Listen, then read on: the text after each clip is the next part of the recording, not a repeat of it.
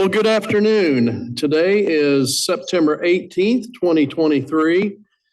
We are the Rowan County Commission, and you have wandered into our commission meeting tonight. We are glad you're here. We hope that you find your evening profitable tonight.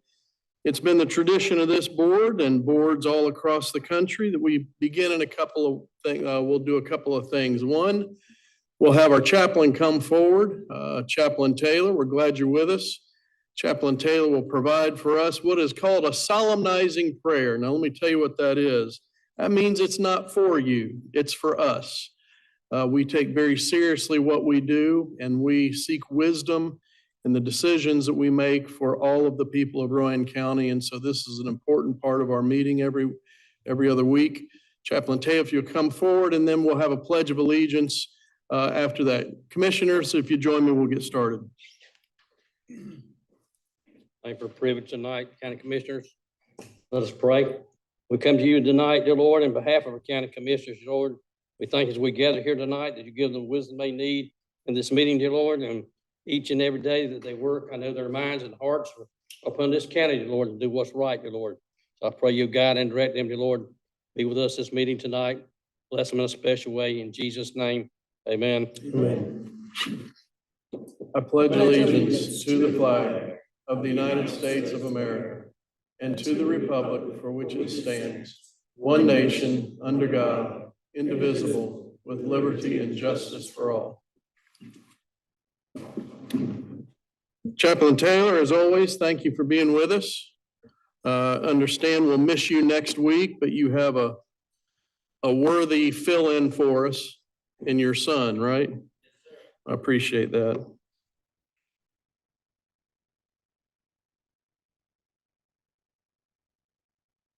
All right, I've got a couple of additions to the agenda. Item number P will be the offer to purchase from Beacon. And then item number Q will be, see what they called it. I know what they called it, but it was CPS. It was a update to the bonus program. You guys know what I'm talking about, right? Yep. All right. So I'll make a motion that we add those two. I got a motion, a second. All in favor, say aye. Aye. Any other additions or deletions, commissioners? All right, then all in favor of the agenda as amended, say aye. Aye. Any opposed? All right. Then motion to approve the consent agenda as amended. And a second. All right, all in favor, say aye. Aye. All right, and I'll just note Commissioner Caskey is not with us tonight. He may call in if he's able to. He is serving our country in the reserves this week, and so sends his apologies for not being able to be here. We will move on. Second item would be public comment period. I've got three folks. One is Tara Puma. Is it Puma or Puma? Puma, all right. Ms. Puma, come on forward, and now is your time. Welcome, we're glad you're here. Yeah, right up here.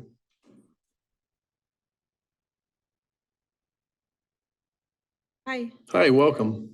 My name's Tara Puma. I recently attended the community meeting to address homelessness and learned of the efforts that are going on in Salisbury. I was not aware and was pleasantly surprised that there are a lot of efforts. There are homeless outreach services, and some of the people who spoke were the police department's liaison officer, Dennis Rivers, and he connects people who are unhoused with services, including, and he also talked about how it's not just a city issue, that he has been called out in the county as well, in Dan Nicholas Park as well.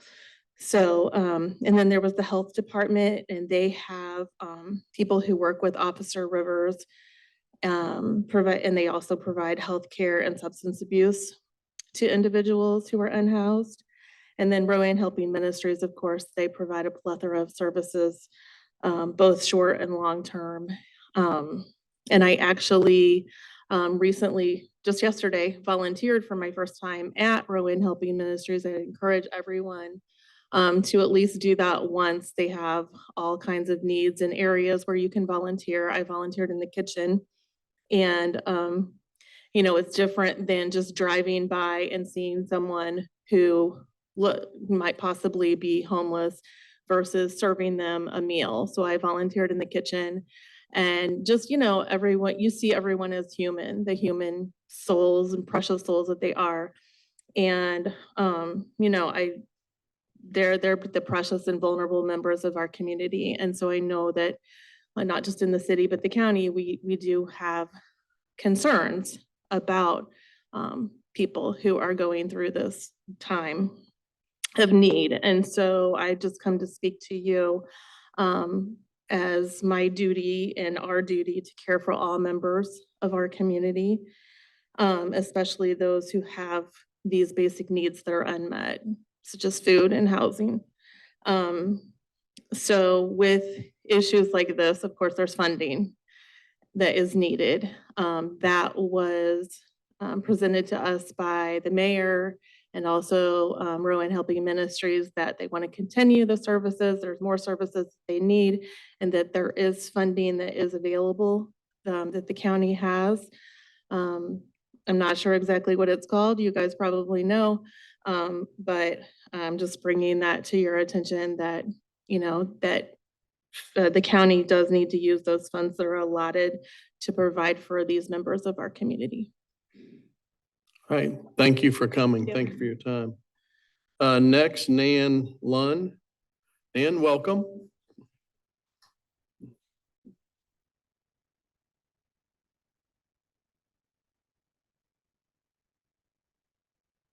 I would guess that most of us in this room attended a public school, at least for part of our education.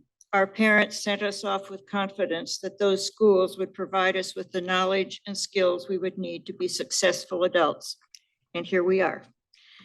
I'm concerned this is not often the picture today. Parents have become less confident that our schools are meeting these challenges. This is evidenced by the growing number of vouchers for private schools.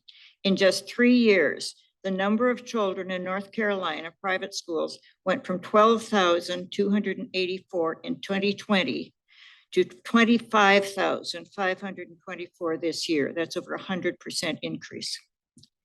Locally, there are 438 students in 9 schools. These 9 schools received over $2,300,000 last year for an average of $5,265 per student. Our local base appropriation, which is the total spending on the public schools divided by the number of pupils, was $2,038 per student. That compares with $5,265 for each student in a private school. I hope my math is wrong. Whatever the discrepancy, when we use our tax dollars for public schools, we can hold them accountable. We may not be satisfied with the scores that our schools receive, but we at least have a system that makes the results public.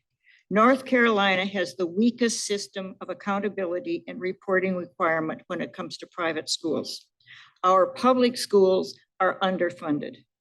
The Leandro funds have been held up for the past 29 years. Leandro versus the state of North Carolina has come before the North Carolina Supreme Court 4 times, most recently last year. Each time, the court has ruled that the state has a constitutional obligation to provide all children with a sound basic education and must provide the funds to meet that obligation. Each year, the legislators ignore this ruling and omit these funds in their budget. If they had acted responsibly over the past decades, Rowan Salisbury schools would have received over $1 million annually. That would mean more teacher assistants, nurses, psychologists, counselors, more pre-K seats, and more instructional materials and supplies. That may bring some of those children back from the private schools. Since the Board of Commissioners hold the purse strings, I hope there are plans to put the feet of the legislators into the fire for this. It's got to come from the counties. Thank you. Thank you, Ms. Lund. Next, Matt Marsh. Matt, welcome. Hey. All right. My name is Matt Marsh. I'm actually here as a representative. I serve as the vice chairman of Rowan Helping Ministries, and I just wanted to come up and talk to you a little bit about some of the services that we have. It has been in the news. It's been in the paper, of course. Our issues and our problems that come along with homelessness, and I want to address some of the things that we actually are doing at Rowan Helping Ministries. So with Rowan Helping Ministries, our mission is to serve through cooperative community action our neighbors in Rowan County who are in crisis by providing, excuse me, I'm fighting putting off glasses, but Here. by providing essential life needs and educating and empowering them to break the cycle of this crisis. Our vision, we envision a community which helps provide in the essential physical, emotional, and spiritual needs of all of its citizens. So how can we help and how do we help with this? We help with our crisis assistance network, food programs, street outreach programs, shelter services, and transitional and permanent supportive housing. Where we help, we actually have the shelter and the food crisis center over in Salisbury. We actually have it in West Rowan, so it does involve all the county and also East Rowan. A lot of people don't know that the services that we have with the food pantries at both locations outside of Salisbury. Crisis assistance. With our crisis assistance prevents homelessness through financial assistance, permanent housing placement, and our clothing center. With the financial assistance aspect, applications for a financial assistance can be completed on our website. A phone interview would be automatically scheduled. We handle, with our crisis assistance, we handle utility disconnections, eviction notices, dental extractions, rent subsidy, so again, some back into the house, first month's rent, medications, everything falls underneath that financial assistance. And being privy for this with actually on the board, a lot of people don't realize, I mean, you know, it's $30,000, $40,000 a month just in financial assistance through the ministry. So it's a lot. And with our food program, well, our impact report just actually came out for 22-23 and served and fed the hungry with 6,082 meals in Jeannie's Kitchen. We serve 3 meals. The lunchtime meal is pretty standard. So that's a lot of meals and that's a lot of people that's actually coming into the facility. Our food programs consist of Jeannie's Kitchen, which I just mentioned, the food pantries at the East and the West Rowan, and the Food for Thought program that actually has it for the kids that come in. I actually spoke with Tamika Brown from the Rowan County School Systems and just kind of getting some numbers as well with that. And I think it was like 250 are in the McKenna veto process that are homeless, and those are a lot of kids. So that needs to be addressed as well. Helping the homeless. In 2023, Rowan County had a point in time count. Now, the point in time count is when we actually go out and try to find who's homeless, to do the interview process, who's coming into town, who's part of the Rowan County. And as of 2023, and this was actually not done with COVID being the 2021, 2022. So this was the actually first count that we've had since then. 238 people in Rowan County are homeless. 155 are sheltered and 83 are unsheltered. 59 sheltered individuals are living independently in transitional housing, either on Rowan Helping Ministries campus or in housing funded by the Back at Home program. So again, substantial amount. And we've been on other businesses in other counties. So this is, we're experiencing this everywhere. So this is not just an issue and a problem that Rowan County is experiencing or municipalities are experiencing with Salisbury. This is a big issue. So when it involves the home, we actually were asked to present at another city to say what we're doing and what we're doing as far as what we're doing well in Rowan County. And it was a surprise to me that other municipalities are dealing with this issue as well. So the point in time count is all of Rowan County, and our services, kind of backtrack a little bit, our services are for Rowan County citizens. And a lot of people ask, well, how do you filter that with people coming in and such? The shelter aspect from a food standpoint, our pantry is open to everybody, of course. With the shelter aspect, you can actually stay at the shelter for 3 days if you're not a resident of Rowan County. And we are a program-based shelter. So when you come in, we actually, have the systems in place to where it's a program-based where it's for Rowan County citizens.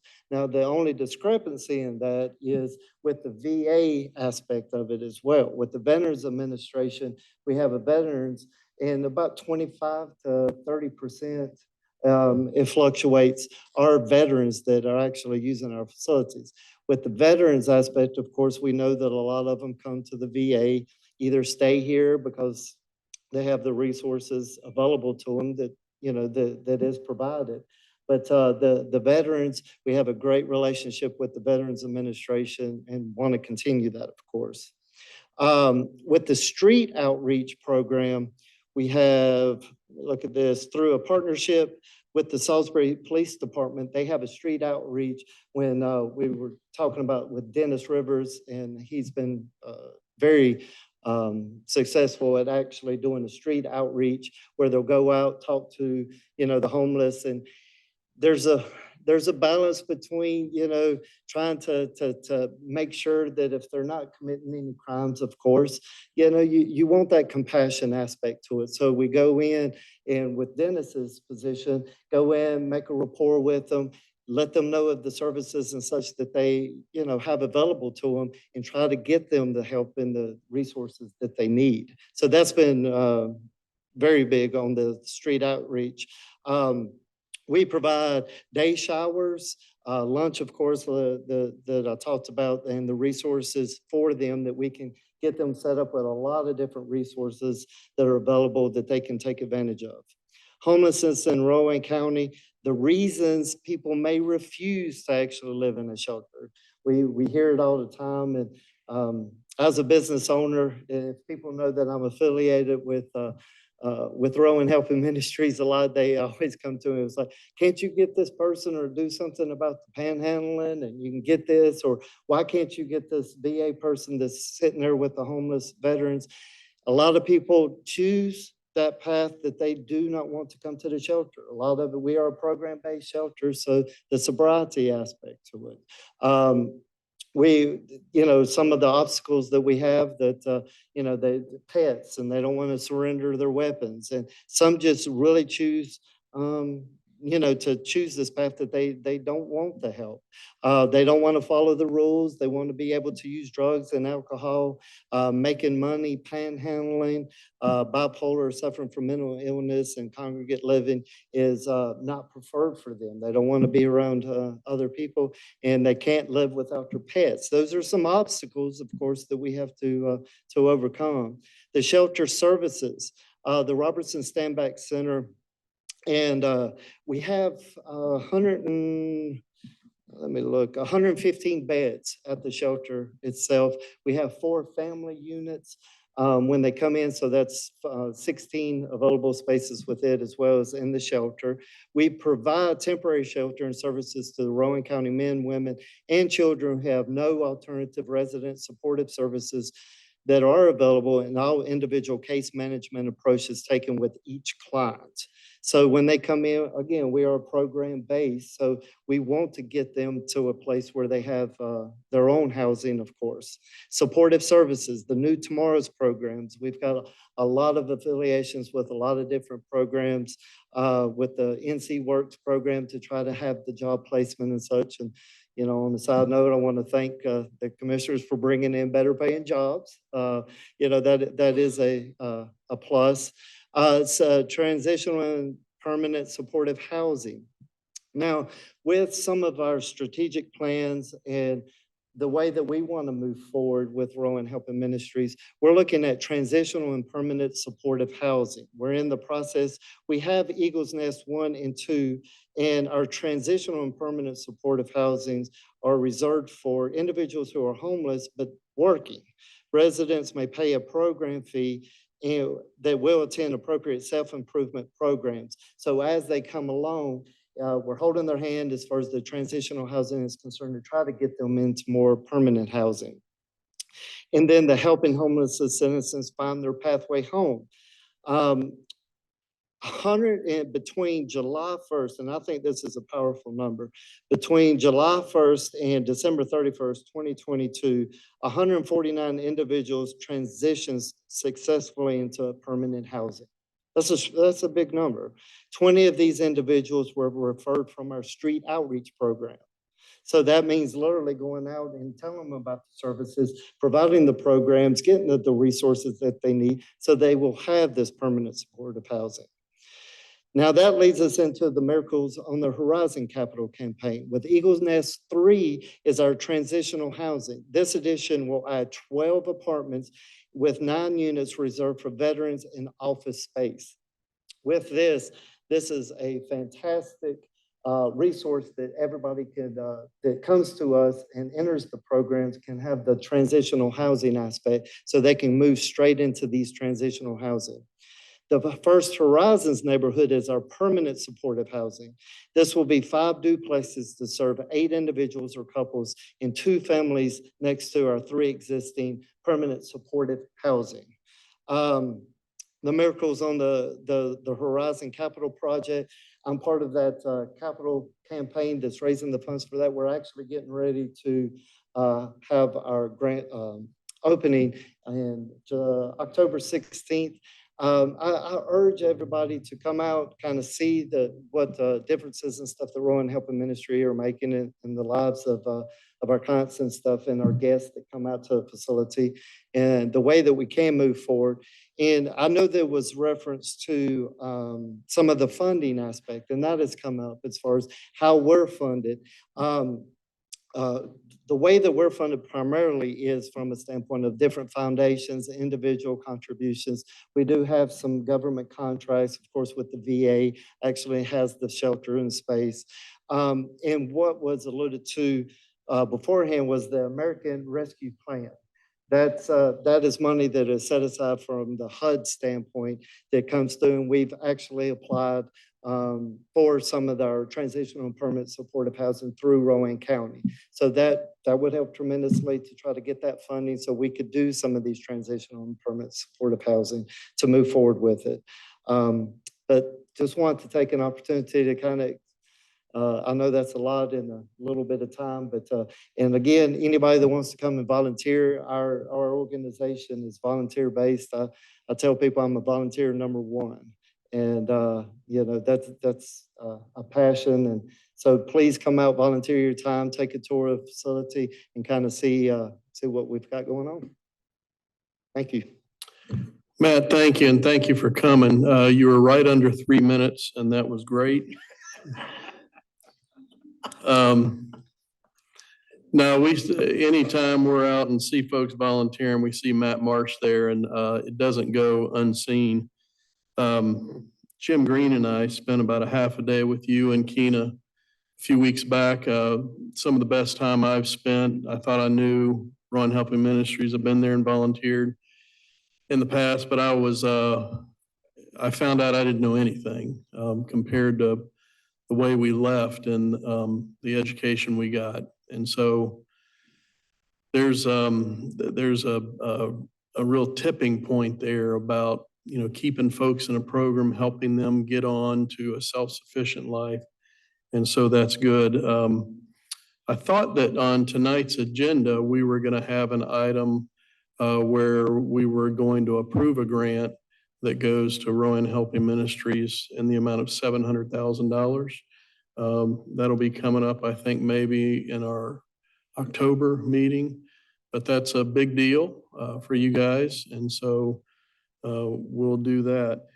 Since that meeting that took place a few weeks ago, I've heard a lot about, the county's got money sitting somewhere, and I don't know if I've got the manager's attention or not.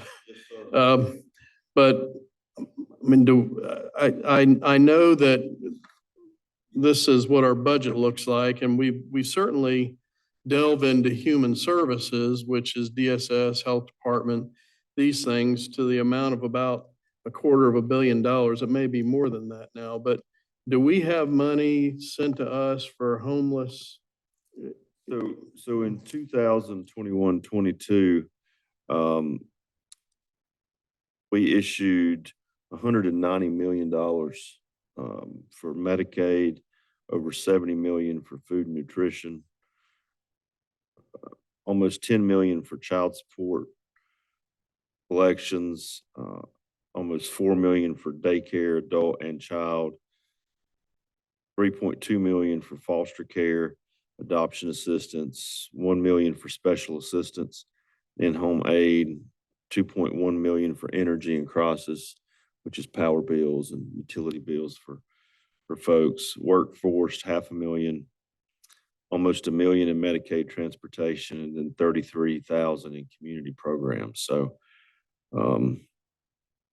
yeah, there's quite a lot we do, and a lot of that is keeping folks from being homeless. Yeah. Yeah. So, I mean, we've heard that a lot since that meeting, and that is, a lot of that's pass-through money that comes to us from state or federal, probably federal, right? Yes. Yeah. But county money is used to administer that. About 50% county money for approximately 200 employees that are responsible for those programs. Right. So anyway, we're looking for ways in the next week, next couple of weeks. I know Salisbury is also participating with us in that, trying to figure out your next move. We don't defer to Rowan Helping Ministries, but what you guys are doing is amazing, and we would certainly not try to duplicate that. And even more importantly, we would not want to undermine what you're doing, because we think what your mission is really inspired. I appreciate you hosting us a few weeks ago. I'm amazed at what you do, and so we'll continue to look for ways to partner with you guys and becoming even more effective. Okay, Matt, thanks for you guys coming, and I know your boss is out of town, and she wasn't able to be here with us, but anyway, we appreciate you coming. Can I just say, Yeah. Mr. Chairman, I also appreciate the time that you folks spent with us when we had a chance to go around and see what you actually did. And I'd like to make a comment to the general public that two things that I really learned that day was that we do not have folks, Matt, I'd stand up if we could see each other eye to eye, but There we go. thank you. The homeless shelter does not take in folks from other counties. This is a Rowan-based effort on there, and they don't drop off people from other counties and come in and not and do anything with them. We help everybody for up to 3 days, I think it is, and then they go on. And second of all, that all the programs that the facility has is transitional, and that folks, if they go there and they stay there, they are into a transitional program where they'll be out on their own, hopefully, and will be self-sufficient after a period of time. So they're doing great work there. And we really appreciate what you're doing. All right, thank you, Matt. All right, let's move on. Item number 4. I didn't see, that's what I said, isn't it? Item number 3. Oh, yeah. That's right. Let's skip right over you guys. Hey, Alan, if you'll bring your team forward, We'd love to have you come forward.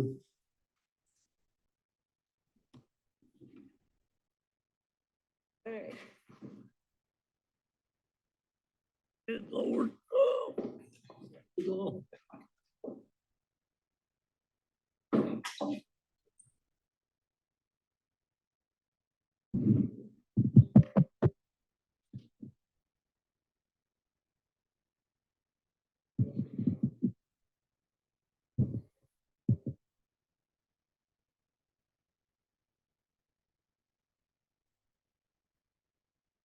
So we're here to celebrate a pretty big milestone in our with our EMS division, a certificate of accreditation. Why don't you tell us a little bit about the accreditation? This is the first time Rowan County EMS division has earned accreditation, and let's talk a little bit about how that happened, how long it took, and what it means to Rowan County. Chief Edwards, let him go. So in the United States, every entity, every county, every municipality, every town has an EMS system. So there's thousands of EMS systems across the nation. North Carolina has 100 systems with multiple departments within the county, within each county in North Carolina. We knew we're good. Now, I'm not saying we're the greatest in the world. Everybody thinks they are, and I'm glad that we think they are, but we know we're good at what we do. There's not really much of a way to say that we're good or to prove that we're good other than just saying we're good. I can tell you I'm good, but unless somebody else validates it, there's not a lot of oomph behind it, if you would. We set out back in 2021 to seek accreditation. We wanted an outside entity to look at what we did. Through that, we contacted a entity by the name of CAS. It's a Coalition for Ambulance Service, Advanced Ambulance Services. They looked at everything we do. They looked at our policies, our procedures, our call reports. They talked to almost half of our staff. Thousands, hundreds, if not thousands of pages of documentation they reviewed that we say we do. They came in May, in early, I believe it was early, mid-May. Trucks, they looked at our people, patients. They talked to the hospitals, to the fire departments, anyone who has any dealings with us. They turned our service upside down to make sure we were doing what we said we would do. With this, we are now one of 180, a little over 180 entities in the United States and worldwide that are accredited. The state of North Carolina is noteworthy, only has, going into it, 6 other agencies that had achieved accreditation. We were number 7. So that's something I'm very proud of. Something we couldn't, there's not any one individual in our entity that could have achieved this, but as a group, we've got a lot of fine people. They were able to pull this off. So something I'm very proud of.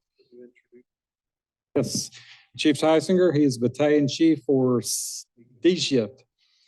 Got Chris Sowers, who is one of our captains. Mine just started with us a few months ago, so I'm still, Heather Clayton just started with us, so I'm still learning names and faces. Heather, I So, think he owes you dinner. I think I'll take her up on that one. So I do over that. So we've got a great team. This is just part of the many individuals that we have that make.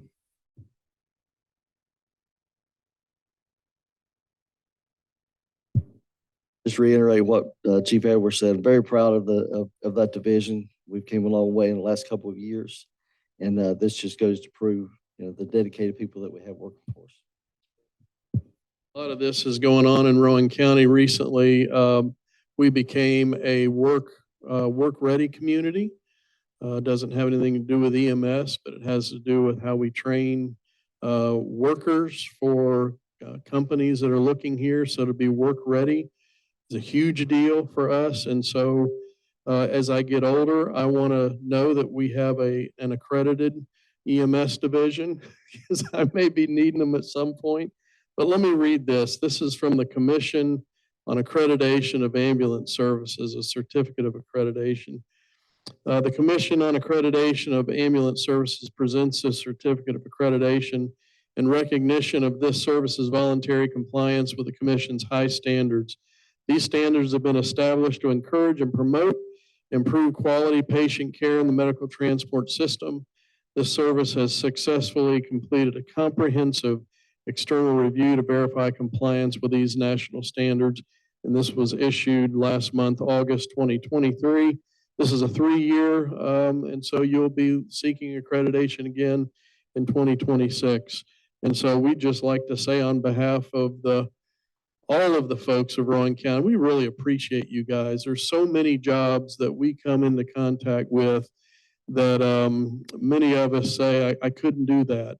And this is probably one of them for me. You guys are just, the things you do is really amazing. And so we appreciate you very much. People's talents are varied, and we're just glad that you're in that line, standing on the line for us, and we really appreciate it. So folks that are here, if you would give them and everyone they represent a round of applause. And then we'll present that to you guys.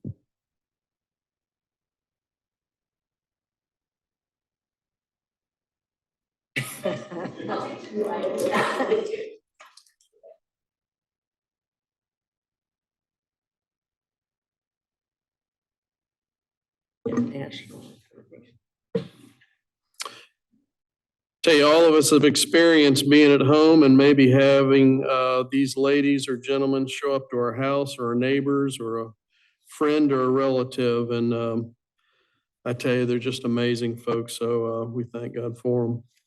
All right, now, motion to move on to item 4? Yes. Okay, thank you. I didn't see Ann. This was on the sheriff's request to approve a grant award from Operation Underground Road. Did you want to come up and talk about this? Or is Jason here? Jason? Oh, all right, Captain Earnhardt, come on up. Mr. Chairman, we have Ann Yeah. joining us remotely. Pardon my slide presentation. I haven't done one in about 15 years.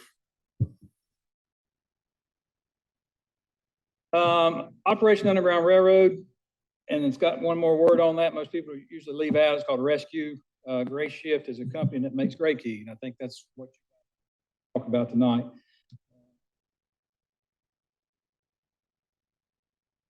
Maybe it's just the down button or down button.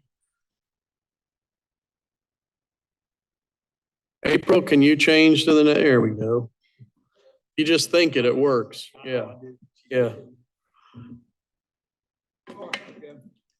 Gray Shift is a digital forensic company. Goes back to about 2014, I think it was. If you remember the active shooter in San Francisco, I believe, and they took the shooter's cell phone and nobody could get into it. So all of a sudden, here emerges Gray Shift, who says, we have a product we can get into that telephone because it was pass locked at a code. So the FBI and Gray Shift worked together and was able to unlock the phone and trace the active shooter back to whoever it was. Oh, Randy here. Randy can probably get into the computer side of it. We know how to operate it. We don't know how it works. I mean, to be honest with you, we're trained how to operate it. Randy's guys are trained how to make it work. But Gray Shift's been a while, along since 2014. We've been processing cell phones and mobile devices since about 2008. Computer forensics a few years before then. It's just kind of grown over the years and that sort of thing. Gray Shift is only available to law enforcement, military, government agencies. It's not available to the general public. Some private sectors have it, but they really have to pay for it. You guys see what we have to pay for it. If you can imagine what the private sector has to pay for it, it's a lot. Gray Key itself, real small box you hook a telephone into. It's a software on the computer. So restricted that if it's got a geo fence around that box, if we unplug it and take it into another office, it won't work. So it's really restrictive, and they really restrict who can use it and who can't. Yeah. We use it on, Gray Key is mainly for Apple devices, either iPhones or iPads. Celebrite Premium, which we don't have, but we do have Celebrite. We don't have Celebrite Premium. Celebrite Premium is an unlocking tool for most of the Android devices and a few Apple devices. So they switch. Gray Keys for mainly Apple and a few Android devices. Celebrite Premium is mainly Android devices and a few Apple devices. We chose Gray Key because we usually run into more Apple devices when we're doing our. Like I said, it's a small tool. It gives you on-screen instructions. We got 3 folks that know how to operate it. We got this off of a grant last year from Operation Underground Railroad. What they do is they charge you per unlocks. The grant we received last year from Operation Underground Railroad was right around 30 grand, best my memory, of unlocks. Had that installed in December of last year with the sheriff's admin transfer and people changing jobs and moving around. Basically been using it for about 6 months, and we've done about 50 unlocks with it so far. That's basically phones that came in, had passwords on it. The bad guy wouldn't tell us what the password is, so we plug in this machine, it cracks the password for us. In the past, we can do that in an hour's time. In the past, probably the majority of the miles on my county-owned vehicles is driving to Charlotte to the Secret Service office or driving to Greensboro to the SBI office and dropping phones off with those guys, wait until they had time to process them, going back and picking them up, and then bringing them back to them. Several hours just taking and dropping off and picking up and bringing back again. Yet we still have to process the extraction that the device does to software that we have in our office. Like I said, last year we got the grant through OUR. Mr. Caskey talked about OUR. He didn't really talk about OUR at the last meeting, but he did talk about the sex trafficking group. The guy who was in the movie, the HSI guy, is actually the guy who started Operation Underground Railroad. He was former CIA, then switched to Homeland Security, and y'all heard the rest of the story that Mr. Caskey.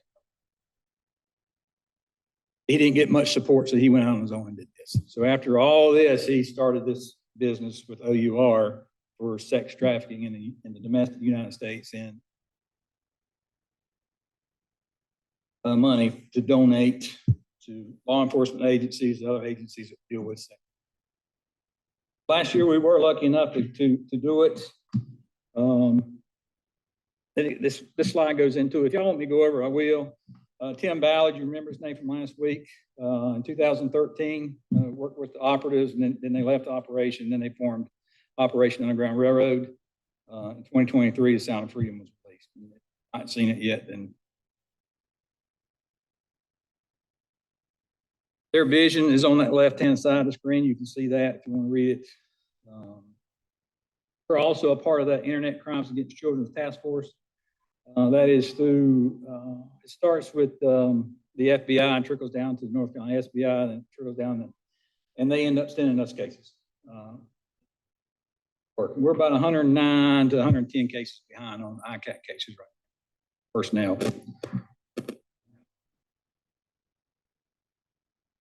I think in 2022, we put in for the budget to get Gray Key. We'd asked for it for numerous years.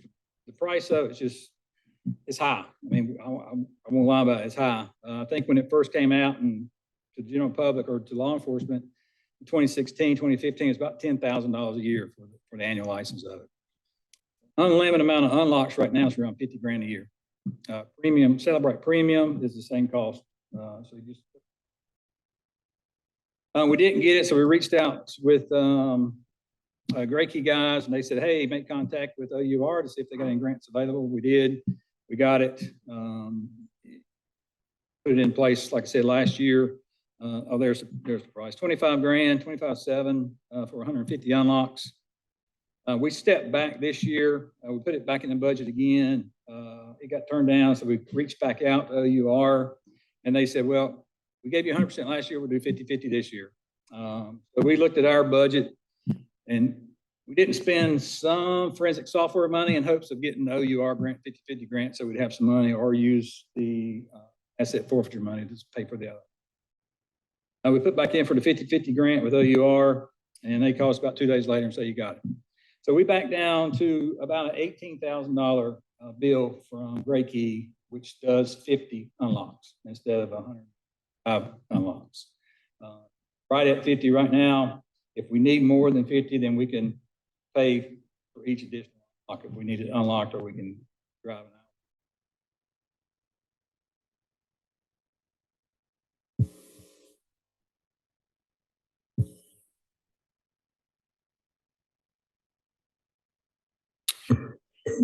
Any question for him? I see the sheriff's on the way up. Normally, this is just an item we would put on a consent agenda. And I asked if we'd put it on the regular one. I had several folks reach out to me and say, hey, I'm seeing this is coming up on your county commission meeting. What are the safeguards on this? Folks were a little worried about, is this going to violate folks' constitutional rights of, yeah. Nice one right there. It's our policy, the sheriff's office policy is that we get a search warrant for a device if we seize it. We get a search warrant for that device. Our policy is that a Superior Court judge signs that search warrant. We bypass the magistrate, we bypass the district court judge. Federal cases, we'll use the federal court judge. Most parts, unless somebody gives us consent, then okay. Early, that box has got a geofence around on it. It will not work except in that office. So ride down the road and steal stuff from them.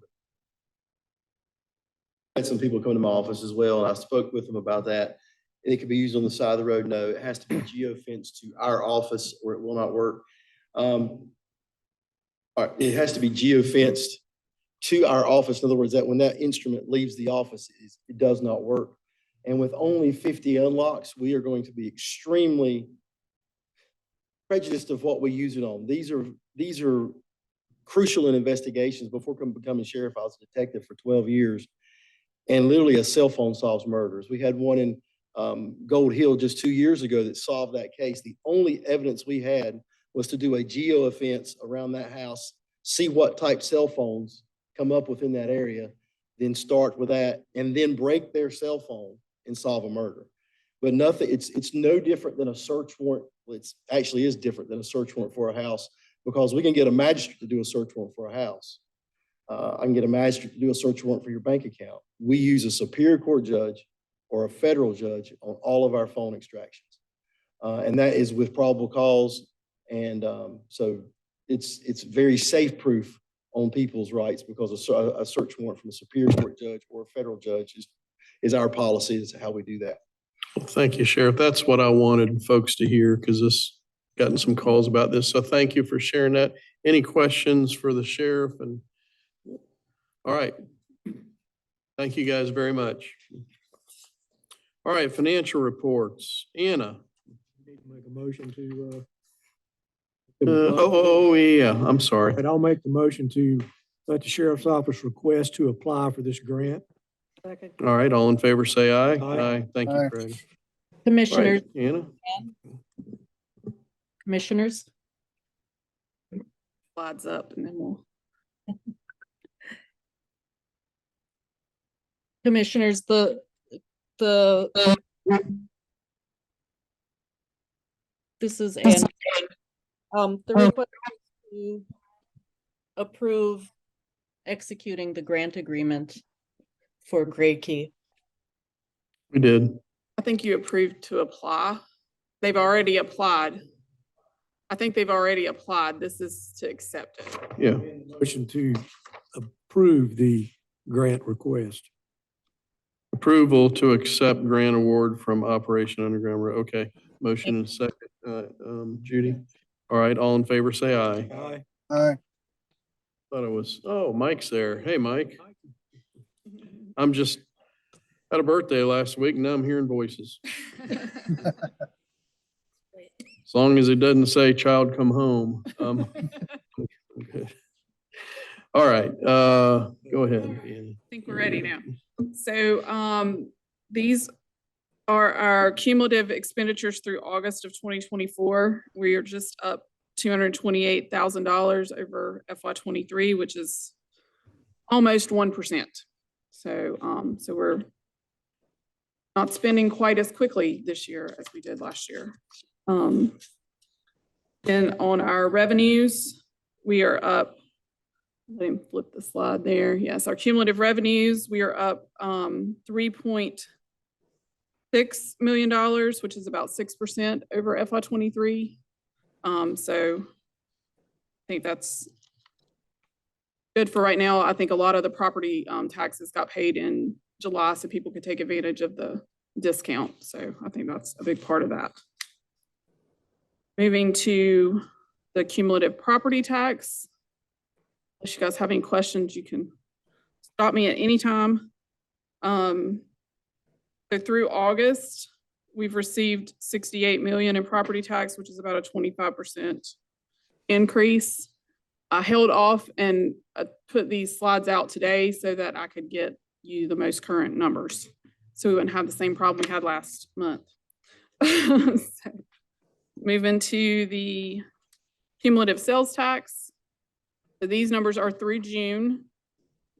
We ended with up $4.4 million over FY '23. I mean, over FY '22, which is about 11.4% over '22.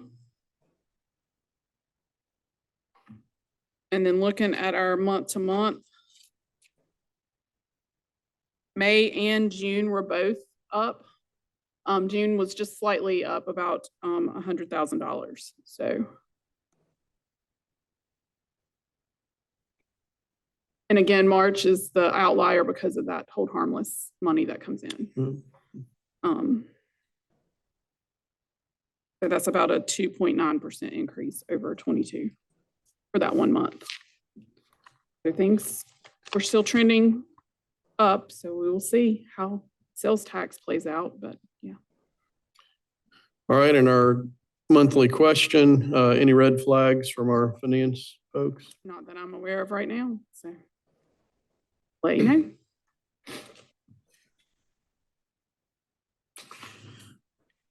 All right, Craig, do you have a motion? Motion to adjourn. All right, all in favor, say aye.